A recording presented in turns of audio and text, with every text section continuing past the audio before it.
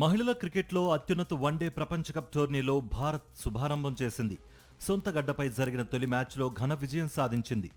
Duckworth Lewis పద్ధతిలో శ్రీలంకపై 59 పరుగుల తేడాతో గెలుపొందింది. మ్యాచ్కు వర్షం ఆటంకంగా మారడంతో ఆటను 47 ఓవర్లకు కుదించారు. టాస్ ఓడి తొలుత బ్యాటింగ్కు దిగిన టీమిండియా నిర్ణీత ఓవర్లలో 8 వికెట్లు నష్టపోయి 269 పరుగులు చేసింది.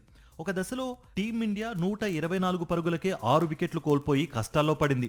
ఈ క్రమంలో క్రీజ్లోకి వచ్చిన అమన్జోత్ కౌర్ 57 పరుగులు, దీప్తి శర్మ 53 పరుగులతో జట్టును ఆదుకున్నారు. శ్రీలంక అమ్మాయిల చెత్త ఫీల్డింగ్తో అమన్జోత్ 3 సార్లు అవుట్ అయ్యే ప్రమాదం నుంచి త్రుటిలో తప్పించుకుంది. ఇక డక్వర్త్ లూయిస్ ప్రకారం శ్రీలంకకు 271 పరుగుల లక్ష్యాన్ని నిర్దేశించగా 45.4 ఓవర్లలో 211 పరుగులకు ఆలౌట్ అయింది. చమరి ఆటపట్టు 43 రన్స్తో టాప్ స్కోరర్గా నిలిచింది.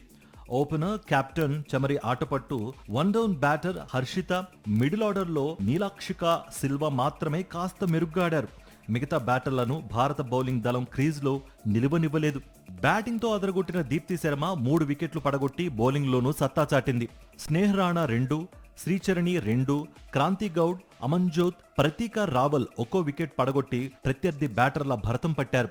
అటు లంక బౌలర్లలో ఇనోకా రణవీర్ 4 వికెట్లు, ప్రబోధని 2 వికెట్లు తీశారు. Player of the match award Deepti శర్మకు దక్కింది.